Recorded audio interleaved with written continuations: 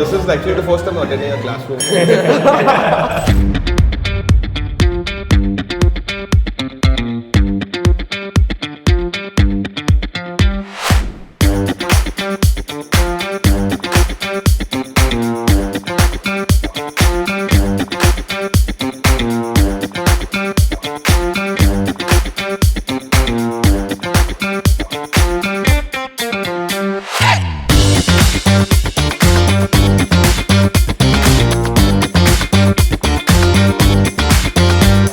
It's so nice to have you guys. I'm so excited to do this. You have no idea. I really wanted to get all 5 of you in one room. Your journey to me is one of the most rewarding, challenging journeys they've been. I mean, building India's largest cannabis company brick by brick to dealing with a plant that is, you know, so stigmatized yet so beautiful. And can we just take a moment to acknowledge how symbolic this is? We are back here in your old college, in your old classroom, where it all began under the leadership of Dr. Shahani, Project Chirag, so many memories. I'm sure you guys must be so nostalgic. Please tell me, how are you guys feeling? Yash? Actually, this morning when I was entering inside, there was this whole rush of memories that just came rushing back, and you know, it was a very overwhelming feeling for sure, because I think last we came to college was 10-12 years ago. And for me, this place has even a more special place in my heart, because I found my partners at work and partner in real life. So it's a really special place. So happy to be back. I think college, I've been more in college than at home while I was here. So it is extremely dear to me to return. Not been here in maybe 10 years, like Yash said. And as I walked in, the peons that I could recognize, who could recognize us back as well, is what I was looking forward to the most today.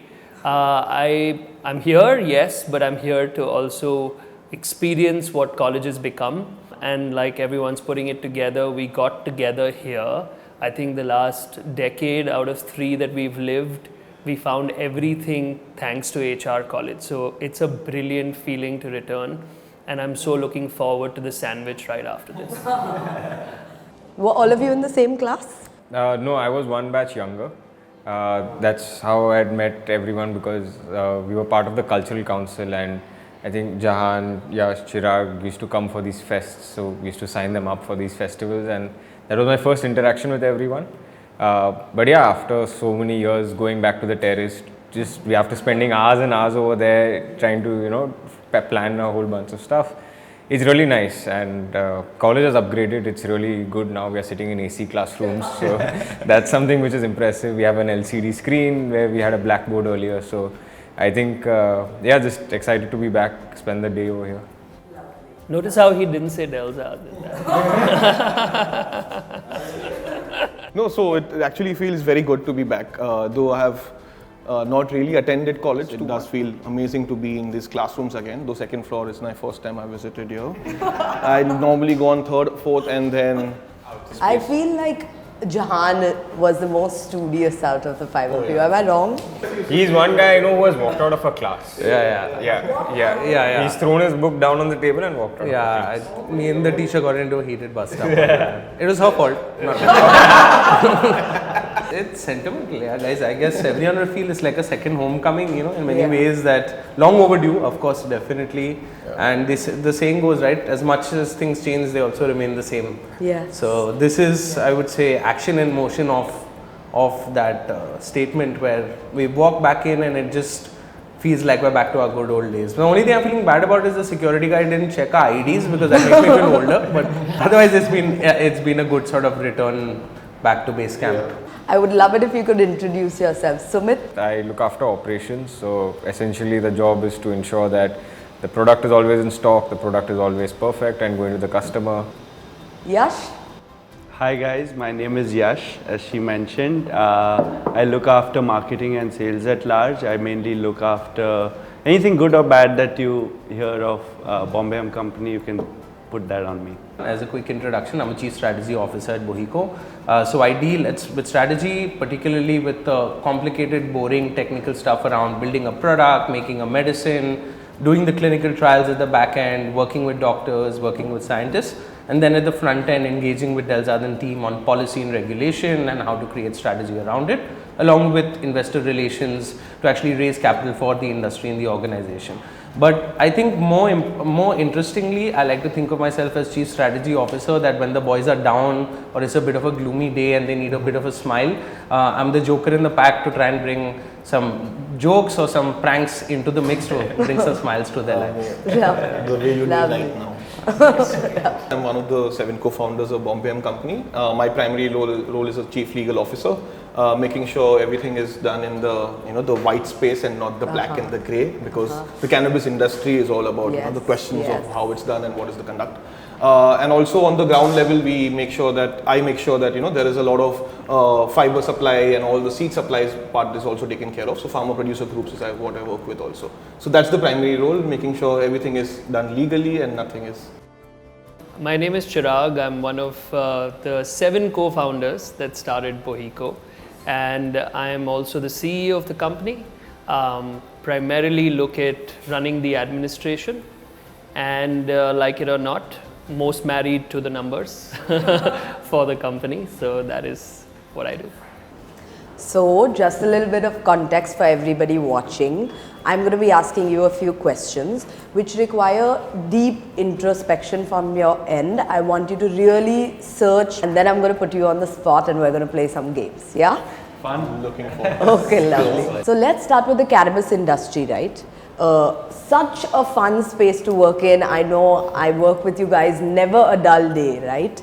But what people don't understand, I feel, is that it's an extremely high stakes game. Sure. So I want you to recount a time when you saw no light at the end of the tunnel, when you thought, hey, this is it for BOHECO, like I don't see a way forward. I guess a time, and it wasn't like a specific day, but it was like a whole phase that comes to my mind, and I think that wasn't a problem unique to us. That was a problem a lot of businesses at large faced was at the onset of the pandemic. And during the pandemic, one industry that took the biggest hit was the textiles industry, because no one was buying clothes, and it was we didn't know what the next day looked like, right? That was more scary than worrying about what's the next challenge coming. And also during that point, we had an unfortunate incident. We lost a karigar because of COVID, and we were just like, this is really getting serious. And overnight, I think some of us, how we set up, I remember we set up a small tailoring house in our office with beds, sanitized the whole space, put in so much effort to ensure that lives are, people are losing their lives. We have to figure a way to ensure that people that are close to us are at least safe and taken care of. So I think that entire phase, that fear of the unknown was super scary. But otherwise, it's been a journey that I wouldn't think twice to embark on again. I remember we had this one meeting. It took us 1.5 years to get a meeting, and it was with a junior minister who was a minister for forest or youth affairs and sports. Yeah. Got the meeting at his house, and I mean, you could see it in the demeanor. He walks in casually. While you're talking, he's reading the newspaper, etc. And at the end of it, he's like, "Log kya kahenge? What will society say कि मेरा सरकार ने गांजा उगाने का permission दिया है, कभी नहीं होगा. Not in a million years. Forget about it. I don't know why you came." But one thing I noticed with us is we've had so many near deaths as an organization, or feelings of near death, that we've reached a position where what could have been a poison, we found a way to always convert it into an antidote. So in that meeting, within 30 days of that meeting, we met the chief minister, the topmost boss of the state, and we managed to convince him. So what we couldn't do with the junior minister, we paved the way and said, we're going hell for high water, make sure the top boss buys in, and the rest was history. A state created a policy for cultivation. No, I think one incident comes to mind is we had a legal counsel in the first year of the company. His name was Mr. Ganesh Prasad, and very practical man, very knowledgeable about the space. And he broke it down very simply with us. He's like, you need 5 years, you need 5 crores, and you need a legislation change to be able to achieve what you want to achieve. And this is first year of the company. We don't have money in the bank. We are still figuring out footing to understand what do we do, how do we go about it. And someone so senior in their space comes and tells us this. we had to take few steps back. We had to sit down and reassess that, you know what, are we getting into this, or are we really going to sign up for this?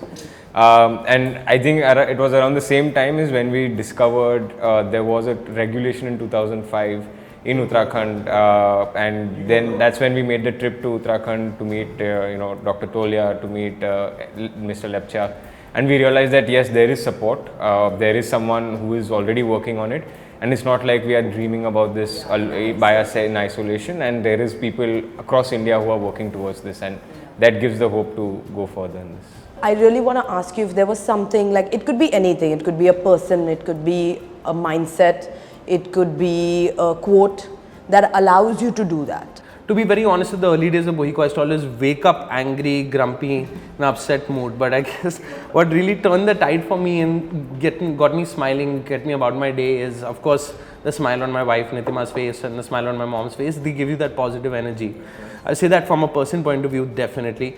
From a mindset point of view, I mean, it sounds silly, but look, I used to play football. I used to play in goal. I play defense with all the boys, and I come from a very frame of mind that it's important to be a mentality monster. Whatever the world throws at you, your mentality needs to be like Teflon. Nothing sticks on it. So that is the space I come from. But one thing that really I think about every day, and one thing that really, there are two actually. One is very closely related to Delzade Nayana, being Parsi. Good thoughts, good words, good deeds always lingers in our mind in terms of every action, subconscious or conscious. There's also another one I learned from a friend, is a saying called Tattvamasi, thou art that. You are everything and you are nothing. You are the creator and you are the destroyer.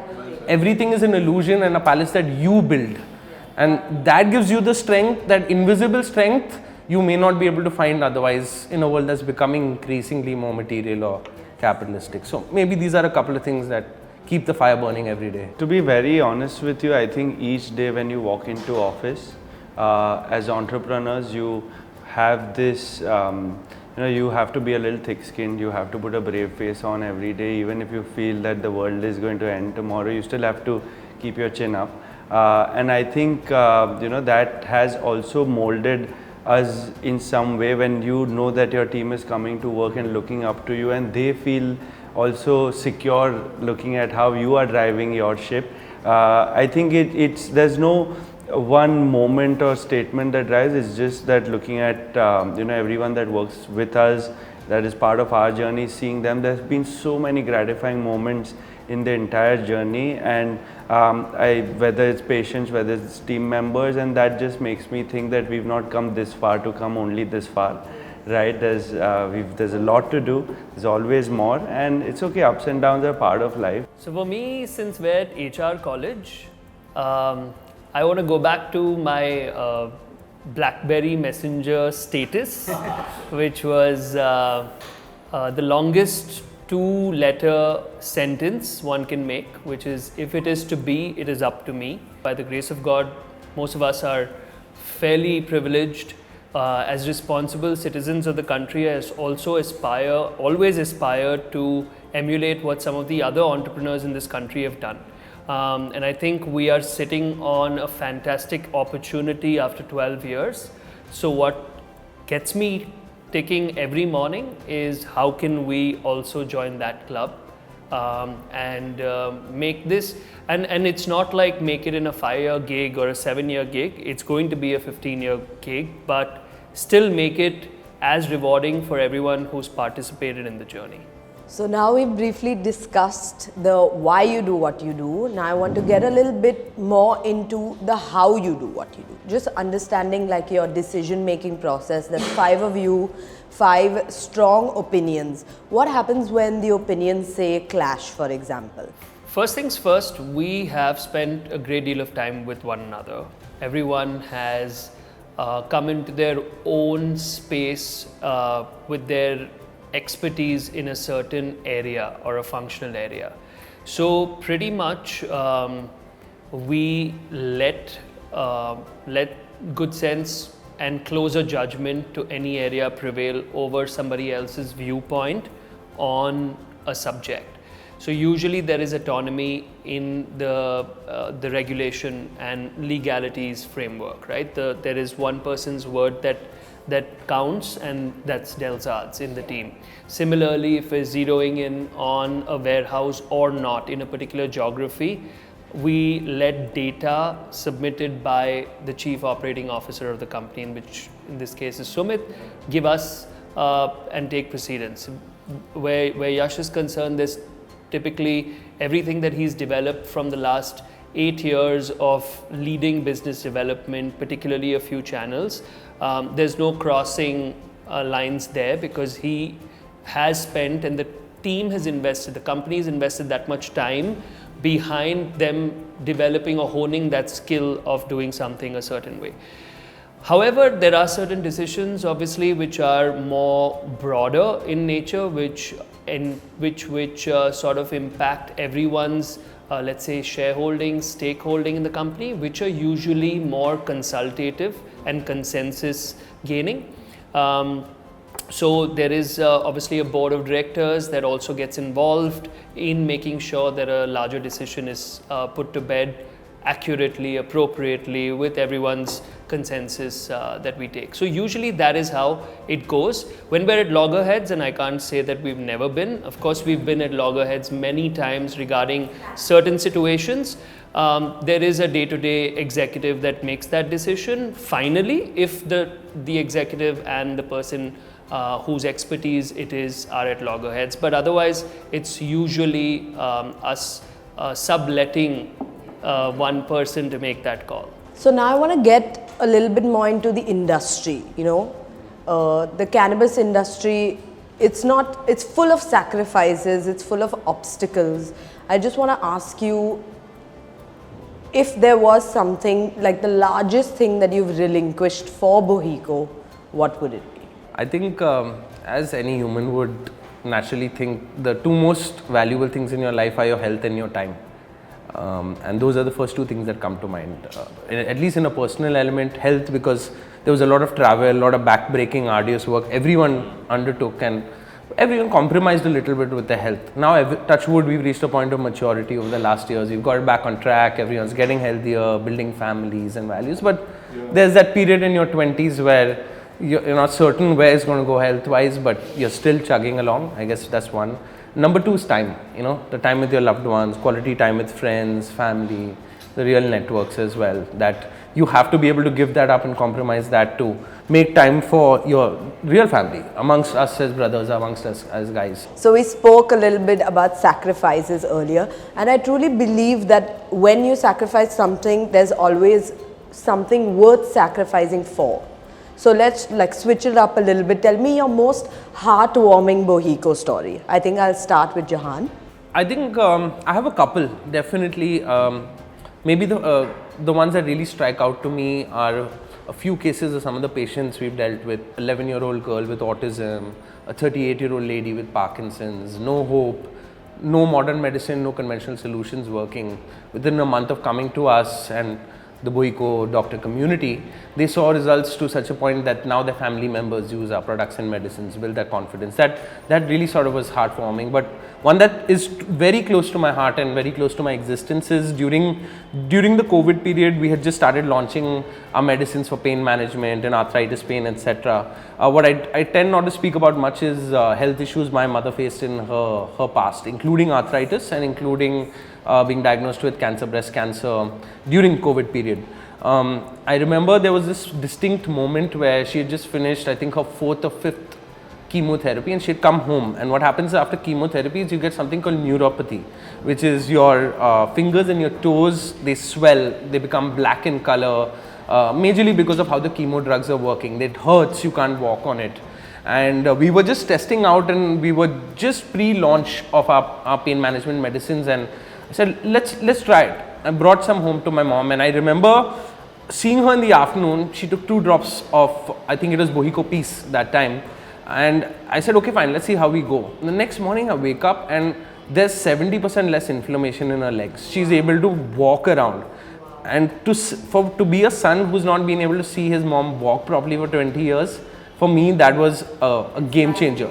It flipped a switch to say, if this can happen in our houses, what is the potential? We could take this to the rest of the country, rest of the world. Many family members and loved ones who have faced this or unfortunately may face this in the future, the solutions were in our own home in the first place. So I would say that still holds and is a big testament and keeps me driven every day.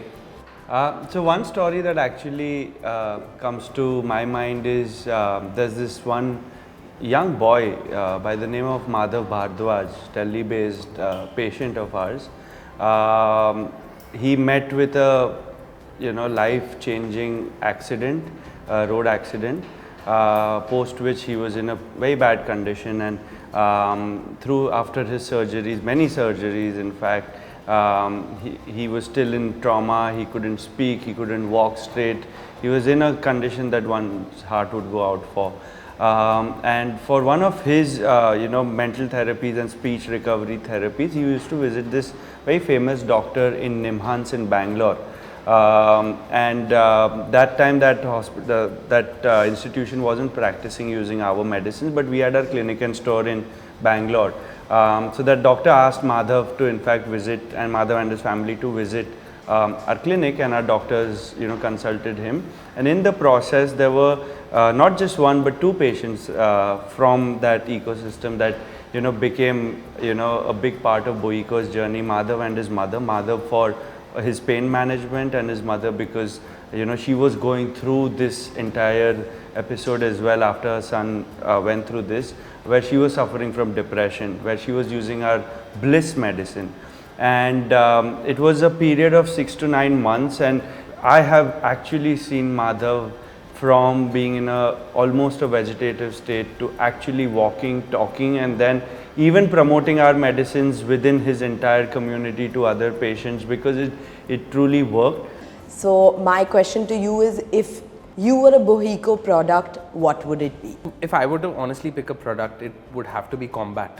Partly there's a prejudice because I work at the product and formulation, and it's something us in the research team take credit for building a novel formulation, but partly it's also emotional and a sentiment to it that Combat has been able to solve for pain and quality of life needs in so many patients that no other solution is able to fulfill today, or is not able to fulfill in the best part. And I think that's the best representation of who we are, what we're trying to do, and a representation of our character, I would say. The highest, strongest, most concentrated formulation that contains all the relevant cannabinoids, but making a difference in an unmet medical need that no one else otherwise thought of. All else fails. Or else fails, precisely. So I would say probably Combat is something close to my heart. It's going to be hemp hearts. I think the balanced diet that hemp hearts offer, both of the EFAs like the omegas as well as the protein content, and more importantly, it keeps blood pressure in check. So a little like what I have to do, make sure everyone's in check at work, as well as the very name suggests that it gets the heart ticking. So it's I think one of the most beautiful, delicious products that we have in our kitty. In closing, I would like to say how nice it's been to talk to each one of you. It's been so wholesome. I'm sure you guys feel the same way. And specifically for me, like having been a team member, not for very long, but it's very heartening to share this space with you individuals who are not only accomplished in your own feats, like what you do professionally, but also because you pay keen attention to the world, and I value that a lot.